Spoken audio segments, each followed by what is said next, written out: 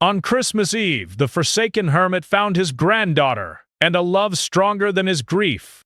The wind whistled through the trees surrounding Elias's cabin, carrying the cold bite of winter deep into the bones. Snow had been falling steadily for days, piling on the roof and covering the narrow path that led to the small village nearby. From inside his cabin, Elias could see the forest stretching endlessly in every direction, a white blanket that seemed both beautiful and lonely. The quiet was almost perfect if it weren't for the memories that haunted him every single day. Elias had not always been alone. There was a time when the cabin had echoed with laughter and music, when his daughter's small footsteps had hurried across the wooden floors, and when the smell of freshly baked cookies filled the air. But those days were long gone, taken away by a cruel twist of fate. 3 years ago, a single moment of carelessness had changed everything. His daughter had been gone, and with her the joy that had once lit up his life. Since then, Elias had withdrawn from the world. He rarely ventured into the village, avoiding the crowded streets, the laughing children, and the smiling families who reminded him of what he had lost. He spent his days tending a small fire, chopping wood, and keeping the cabin just clean enough to be bearable. He read old letters, sometimes looking at the photographs of his daughter, tracing her face with trembling fingers, remembering the way her eyes had sparkled when she laughed. Winter had always been his favorite season, but now it only reminded him of emptiness. The snow that once seemed magical now only highlighted the silence of the cabin. Christmas, which had once been a season of joy and warmth, was now a bitter reminder of what he no longer had. The lights that the villagers hung along the streets, the songs that drifted through the frosty air, the smells of baked treats, all of it felt like a cruel mockery of the life he used to have. On this particular morning, Elias sat near the small window by the kitchen, a cup of tea steaming in his hands. The snowflakes fell silently, some landing softly on the glass, blurring the view of the forest beyond. He watched the world outside, feeling both disconnected and strangely drawn to it. There was a bird, a small red one, hopping across the snow. Its tiny movements seemed fearless, as if it did not know of the cold that could end its life in an instant. Elias felt a pang in his chest. The bird's courage, or perhaps its innocence, reminded him painfully of his daughter. He set the cup down and rubbed his face, feeling the rough skin of age and sorrow. "What am I doing with my life?" he whispered to the empty room. The words sounded strange even to him. They were not a question he expected an answer to. They were just the echo of loneliness, bouncing off the walls and returning to him with nothing but silence. Elias's cabin was small, but it had always felt like home. The wooden floors creaked with every step, and the fireplace had been rebuilt several times after years of use. The walls were lined with shelves holding books and old trinkets, many of them gifts from his daughter. There were toys she had outgrown, small paintings she had made with unsteady hands, and letters she had written when she was learning to write. Each item was a sharp reminder of a life interrupted, a future that would never come to be. He moved toward the fireplace, kneeling to add another log to the growing flame. The warm glow illuminated the cabin, casting long shadows across the walls. Elias sat back on his heels, watching the fire. Memories came uninvited. He remembered the last Christmas they had spent together. The tree had been small but decorated with love. His daughter had placed every ornament herself, laughing at the uneven angles and the way the lights blinked unpredictably. She had insisted on baking cookies, leaving a trail of flour and sugar all over the floor. He had laughed then, genuinely laughed, not knowing that it would be the last time anyone. Now even the smell of baking seemed like a betrayal, because he could not bring himself to cook. The kitchen remained mostly unused, except for the occasional tea or a simple meal. Sometimes he imagined that if he could smell cookies baking again, maybe the memories would return, but they never did in the same way. Instead, he would only feel the absence of her presence, and the hollow ache would grow sharper. Elias wandered over to the small bookshelf and ran his fingers along the spines of the books. They were mostly novels and old volumes on nature and history, subjects he had once enjoyed. But reading had lost its magic. Words that once transported him to distant lands now seemed meaningless. He picked up a thin notebook, dusted off the cover, and opened it. Inside were sketches his daughter had made as a child. Crude lines and shapes, yet full of life. He smiled faintly, a tear slipping down his cheek. He remembered how she had loved to draw, how she had spent hours creating little worlds on paper. "You'll be an artist someday," he had told her once. She had smiled, a small, proud smile, and nodded vigorously. That smile stayed with him, haunting him in the quiet moments. It was as if she were still there, watching him silently, judging him for the grief that kept him from living. Outside, the wind picked up, rattling the windows and pushing the snow higher against the cabin walls. Elias shivered and wrapped his arms around himself. Even the fire's warmth could not chase away the cold that had settled deep in his bones. He walked to the door and peered out, looking at the blanketed world. The village was distant, barely visible through the heavy snowfall. He had no reason to go there, no desire to face the happy families, no energy to greet anyone. He was a hermit by choice and by sorrow, a man lost to his grief. Yet, even in his isolation, Elias felt a strange pull toward life. Perhaps it was the bird he had seen earlier, or perhaps it was just the instinct to survive. He moved back to the window and watched as the sun tried to pierce through the clouds, casting a soft light over the snow. For a moment, the world seemed almost beautiful again. Almost! He sighed deeply and returned to his chair by the fire. He took the notebook with sketches and placed it on his lap, tracing the lines with his fingers once more. It was as if he could feel her presence through the drawings, a gentle reminder of the love that had once filled the cabin.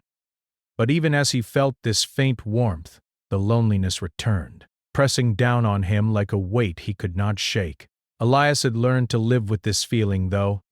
He had learned to wake each day, tend the fire, chop the wood, and sit quietly with his memories. The world outside could be joyful, full of laughter and family, but it was not meant for him. He had convinced himself of this long ago. Love, he believed, had left him behind, and there was no place for it anymore. Yet, deep down, there remained a tiny spark of hope, almost forgotten, almost extinguished.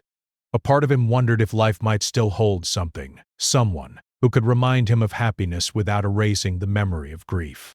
He did not dare hope, for fear that it would hurt too much when the world inevitably reminded him of his loss. Still, the spark existed, hidden beneath layers of sorrow, waiting for something, anything to ignite it again. As the evening approached, the snow continued to fall, covering the forest in white silence. Elias lit another candle, placing it near the window, and watched the flickering flame dance across the cabin walls. He sat in silence, wrapped in his own thoughts, feeling the weight of the years and the emptiness of the days. The world outside seemed both distant and unreachable. Yet somehow, he could not entirely turn away from it. And so, Elias waited, though he did not know for what. Perhaps he waited for a sign, or a miracle, or simply for the courage to let the world back in. The cabin was quiet, the fire crackled softly, and the snow fell steadily, covering the earth in a blanket of white. In that stillness, Elias sat, a man defined by loss but not entirely without hope. A hermit on the edge of a change he could not yet imagine. The sound of the old cabin door creaking broke the quiet, startling Elias from the haze of his thoughts. His heart jumped, and he froze, staring at the wooden door as the wind howled outside. A knock came again, soft but insistent, echoing in the small cabin. For a moment he hesitated, unsure if it was someone from the village seeking shelter, or a traveler lost in the snow. But the village was a long walk away, and no one had ever ventured this far through the forest in winter unless they truly had a reason. Elias shuffled slowly to the door, his hand trembling slightly as he reached for the handle. He pulled it open just a crack, the cold air rushing in, carrying flakes of snow that danced briefly before settling on the floor. And there she stood, a small girl no more than 7 or 8 years old, her cheeks red from the cold, eyes wide and cautious, holding a small, worn suitcase in her tiny hands. "Hello?" she said softly, her voice barely above a whisper. It was clear she had traveled some distance, but there was a quiet confidence in her tone that Elias could not ignore. He blinked, unsure what to say. Visitors were rare, especially at this time of year. He opened the door a little wider, his eyes narrowing.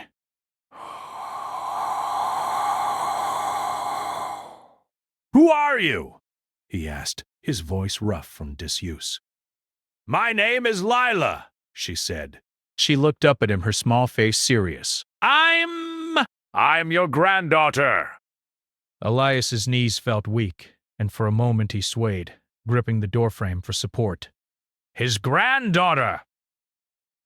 That was impossible, or so he thought. He had never met her. His daughter had died years ago, leaving him alone, and yet here she was, a living, breathing part of the family he thought he had lost forever. "Your granddaughter?" he asked, his voice barely a whisper, disbelief and fear warring in his chest. Lila nodded. "Yes." My mom, your daughter, she's gone. "I came to live with you! Papa! My papa!" "He isn't here anymore either." Her voice trembled slightly, but she held her head high, gripping the suitcase as if it were a shield.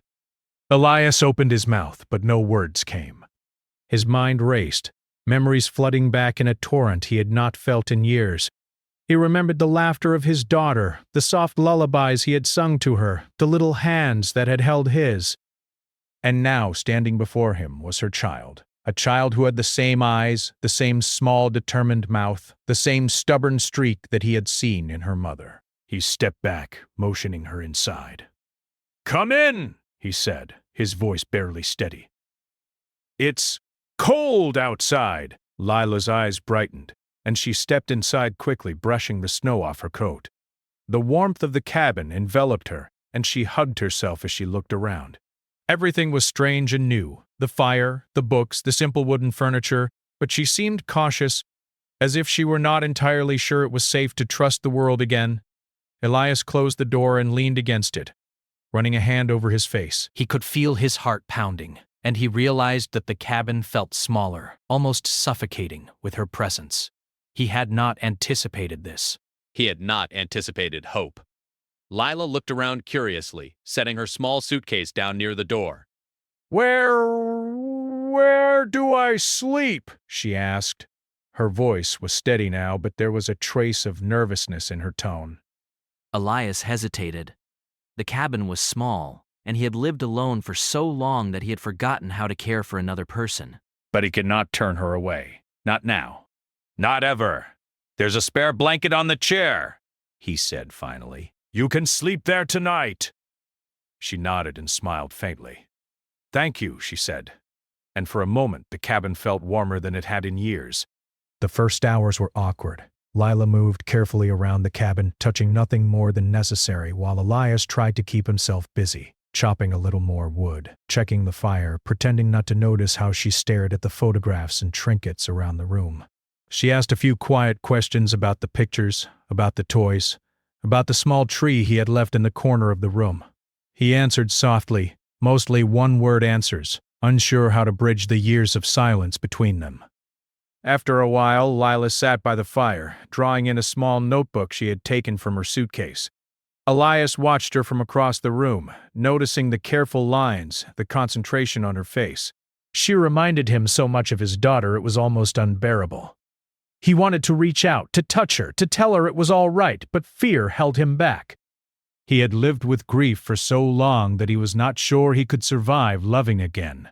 Dinner was simple: bread, cheese, and some tea. Elias had not cooked for anyone in years, and the effort showed. Lila ate politely, asking questions about the forest, about the fire, about the snow outside. Elias answered slowly, his voice softening with each passing moment. By the time they finished, the tension had eased slightly, though both were aware of the fragile thread of connection between them. As the evening darkened, Elias realized he needed to prepare a place for her to sleep. He brought a blanket to the chair he had mentioned, arranging it carefully. Lila watched him, her eyes filled with curiosity and something deeper. Trust, perhaps, or the hope of family. When he finally gestured for her to lie down, she climbed onto the chair, tucking herself in. "Good night," she said softly. "Good night," he replied, though his voice was heavy with emotion. He stood by the fire, watching the flames flicker, thinking about the strange twist of fate that had brought her here. A part of him wanted to run away, to retreat into the shadows of his grief. But another part, a small, fragile part, wanted to stay, wanted to hold on to this unexpected gift of life and family. Hours passed in quiet reflection. Elias sat by the fire, thinking of all the Christmases he had spent alone, all the days filled with silence and sorrow. He thought of the warmth of his daughter's laughter, of the soft hum of music in the background. And now, here was Lila, a living reminder that life could still offer hope, even after the deepest pain. Outside, the snow continued to fall, soft and unending. The wind blew through the trees, carrying the scent of pine and the faint sounds of the village below. Elias could hear the distant laughter of children, the faint chime of bells, and for the first time in years he felt a small stir of something he had thought lost forever: anticipation. The next morning, Elias awoke to the sound of small footsteps across the floor. Lila was already awake, brushing her hair and humming softly to herself. He watched her for a moment, feeling a strange mix of pride and fear. He was not sure how to care for her, how to love again without being consumed by grief. Yet, he knew one thing: he could not let her go. Breakfast was quiet but pleasant. Lila helped set the table, pouring tea carefully, arranging the bread and cheese. Elias found himself smiling at her small, thoughtful gestures. She was learning, adapting, and slowly, without even realizing it, she was teaching him how to be alive again. After breakfast, they stepped outside. The snow had covered the world overnight, leaving a pristine, sparkling blanket over the forest and the cabin. Lila ran ahead, her laughter ringing through the cold air. Elias followed more slowly, shuffling through the snow, feeling the crunch beneath his boots. Watching her, he realized that life, though fragile and fleeting, still had moments worth living for. They spent the day exploring the small clearing around the cabin. Lila pointed out animal tracks in the snow, asked questions about the forest, and shared little stories about her life before arriving. Elias answered patiently, sometimes pausing to collect his thoughts, sometimes laughing quietly at her innocent observations. By evening, he felt a connection forming, fragile but undeniable. As night fell, they returned to the cabin. Elias lit the fire once more, and they sat together, Lila drawing while he tended the flames. The cabin felt alive, filled with warmth and sound and the possibility of something new. For the first time in years, Elias allowed himself to imagine a life that included love again. A life that included family, laughter, and hope. That night, as Lila drifted to sleep, Elias sat by the window, staring out at the falling snow.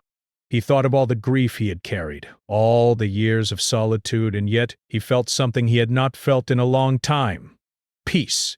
He knew that the road ahead would not be easy, that learning to love again after loss was a challenge, but he also knew that he would not face it alone. And in the quiet of that winter night, with the snow falling softly outside, Elias understood something important. Sometimes, life gave second chances when least expected, and sometimes, those chances came wrapped in the small, determined form of a child. The following morning, Elias awoke to the soft light of the sun reflecting on the snow outside. Through the frost-covered window, he saw Lila already awake, her small figure moving quietly around the cabin. She had taken to exploring her new home with cautious curiosity, touching the edges of the furniture, opening drawers to find old keepsakes, and occasionally glancing at him to see if he was watching. Elias stayed in his chair, sipping the last of his tea, and watched her with a mixture of awe and unease. It was strange to see someone so alive and energetic in his cabin, a place that had been filled only with silence for so long. He felt a twinge of fear. What if he wasn't ready to care for a child? What if he failed her just as life had taken her mother from him? But as he looked at her, he felt something else as well, a quiet warmth that spread through him like sunlight on a cold day. Lila reminded him of his daughter not only in appearance but in the small, thoughtful gestures she made. She hummed softly as she arranged a pile of books on the shelf, carefully lining up their spines, as if trying to make sense of the world around her. "Elias," she said suddenly, looking up at him, "why did you live here all alone?" Her voice was gentle, curious, not accusing. He swallowed hard. The question was simple, but the answer was complicated. I needed time, he said finally. I lost someone very dear to me and I didn't know how to go on. I understand a little, she said. I lost my mom and my papa. But I want to stay with you. Will you let me? Elias felt a lump in his throat. He wanted to say yes, wanted to embrace the child and never let go, but fear held him back. We'll try, he said carefully. We'll try together. That day they began the slow process of learning about each other. Elias showed her how to chop small pieces of wood safely, how to carry water from the well without spilling it, and how to tend the fire to keep the cabin warm. Lila listened intently, trying to mimic his actions, sometimes failing and laughing at herself. Her laughter was light and infectious, and Elias found himself smiling, almost forgetting the heavy grief that had weighed on him for so long. After lunch, they ventured outside to explore the snow-covered forest. Lila ran ahead, making small footprints in the fresh snow, while Elias followed more slowly, watching her with a mixture of admiration and caution. She discovered animal tracks and tried to guess which creature had left them. Elias smiled quietly at her enthusiasm, offering gentle hints when she was unsure. You have a good eye, he said after a moment. Those are fox tracks. They run in the forest at night. Lila's eyes widened. Really? Foxes? Yes, Elias said. But they are shy. You might not see them easily. They continued walking, talking quietly, sharing stories of the past and imagining stories for the tracks they saw. Elias found himself opening up in ways he had not expected. He told her about his daughter's favorite spots in the forest, the small hidden pond where they used to fish, and the grove of pine trees that smelled strongest after a snowfall. Lila listened eagerly, asking questions and soaking in every detail. By the time they returned to the cabin, their cheeks were flushed and their hands were red from the cold. Elias set a kettle on the stove to warm some water, and Lila began arranging the small pile of firewood they had collected earlier. It was a simple routine, but it was filled with a new sense of purpose. The cabin, which had been quiet and lonely, was now alive with movement, sound, and warmth. Over the next few days, their bond grew stronger. They baked bread together, though the flour often ended up on their clothes and in their hair. They decorated the small tree in the corner of the room, carefully hanging ornaments that had belonged to Elias's daughter. Lila listened to the stories he told about his daughter, her mother, with a mixture of curiosity and tenderness, asking questions that made Elias pause and reflect on the past he had tried so hard to forget. One evening, as they sat by the fire, Lila looked up at him. "Do you ever miss her?" she asked softly. Elias nodded, swallowing the lump in his throat. Every day, he said. But it doesn't mean I can't love again. I'm glad, she said, because I want us to be happy together. He realized that love did not have to end with loss. It could be renewed in new forms, in new relationships. And here was Lila, a living reminder that life continued, that joy could return even after grief. They spent the following days preparing for Christmas in small, meaningful ways. Lila helped Elias clean the cabin, sweeping away dust and rearranging the shelves. She found an old box of decorations in the corner and brought them to the tree. Together they strung the lights and hung ornaments, laughing at the crooked angles and the way the lights flickered unpredictably.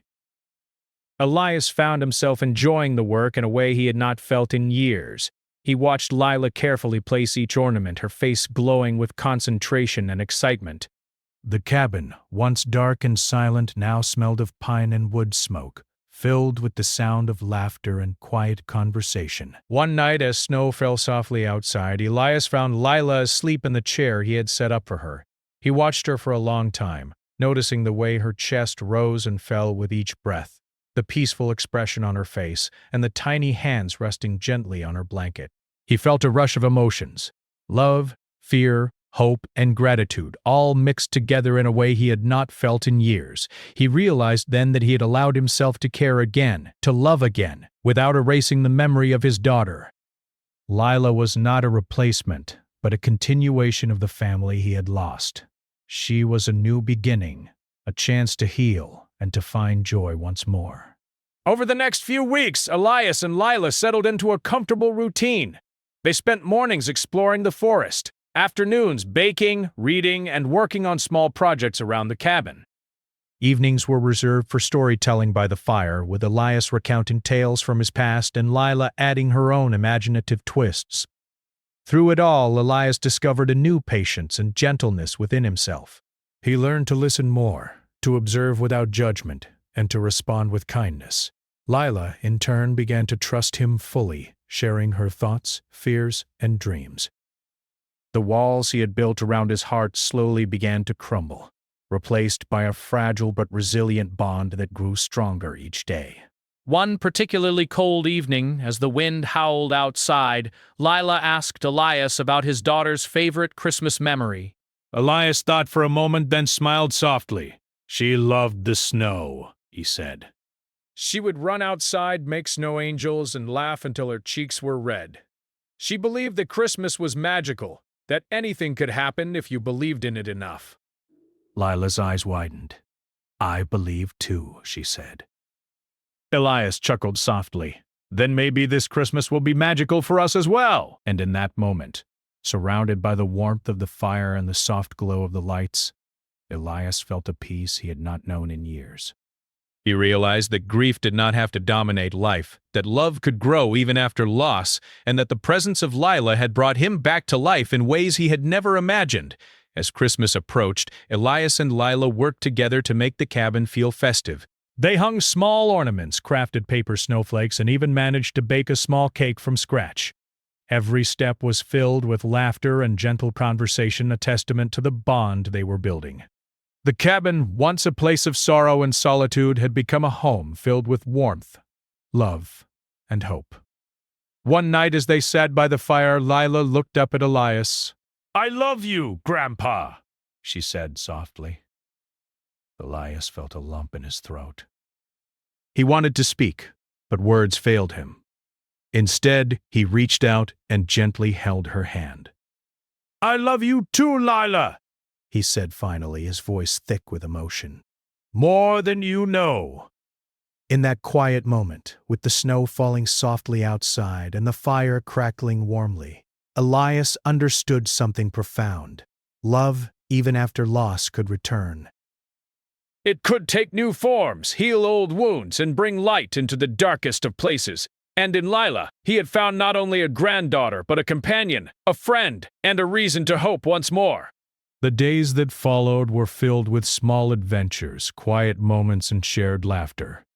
Together, they navigated the challenges of winter, the preparation for Christmas, and the slow rebuilding of a life that had once seemed impossible.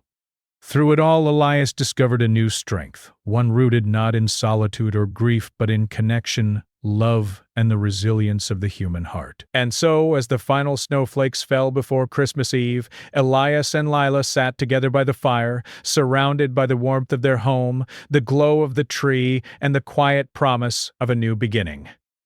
They were two souls, bound by loss and love, ready to face the world together and prepared to find joy in the simplest, most profound moments of life. The morning of Christmas Eve arrived with a soft, golden light spilling over the snow-covered forest. Elias awoke to the faint sound of birds outside, their small chirps almost drowned by the gentle wind. Through the frost-patterned window, he saw Lila already awake, her small hands pressed against the glass as she watched the snowflakes drift down like tiny stars. Elias rose slowly, feeling the familiar ache in his joints from age and the cold, but also a warmth in his chest that he had not felt in years. He watched her quietly for a moment, noticing the excitement in her eyes, the way her small body seemed alive with anticipation. She was waiting for Christmas, yes, but more than that, she was waiting for the magic of connection, for the joy of family that she had been missing for so long. "Good morning," Elias said softly, breaking the silence. "Good morning, Grandpa," Lila replied, turning to him with a bright smile. She had tied her hair into two small braids, and the sunlight caught the strands, making them glow like threads of gold. Elias felt his heart swell. The sight of her joy, so innocent and genuine, brought tears to his eyes. For a long moment he just watched her, feeling both pride and a quiet fear. fear that life could take this happiness away again. But he pushed the thought aside. Today was Christmas Eve, a day for hope, not for worry. After a simple breakfast of warm bread and tea, they bundled up in coats, scarves, and mittens, stepping outside into the crisp winter air. The forest around the cabin was magical, with snow covering the branches like icing on a cake. Lila ran ahead, laughing, leaving a trail of footprints behind her. Elias followed at a slower pace, smiling quietly as he watched her play, feeling a sense of peace he had thought lost forever. "Grandpa!" Lila called, turning to him suddenly. Do you want to build a snowman with me? Elias hesitated for a moment. He hadn't played in the snow for decades, and his body protested at the thought of bending and rolling heavy snowballs. But when he saw the hopeful look on her face, he couldn't refuse. All right, he said with a small smile. Let's do it! Together, they gathered snow and rolled it into 3 large balls, stacking them carefully to form the body of the snowman. Lila placed a small scarf around its neck and used stones for the eyes, a carrot for the nose, and sticks for the arms. When it was finished, she stepped back and clapped her hands. "He looks perfect!" she exclaimed, her cheeks red with cold and excitement. Elias chuckled, feeling a genuine joy he had not experienced in years. Yes, he does, he said. He's beautiful, just like you. They spent the morning outside making snow angels, tracking animal footprints and laughing at the way the wind whipped snow across their faces. Every small movement, every shared smile strengthened the bond between them. Elias realized that these moments, simple as they were building memories that would last a lifetime. By midday, they returned to the cabin, their bodies cold but their spirits warm. Lila insisted on helping prepare a small Christmas dinner, carefully arranging plates, slicing bread, and setting the table. Elias worked alongside her, chopping vegetables and stirring the pot of soup, finding joy in the shared activity.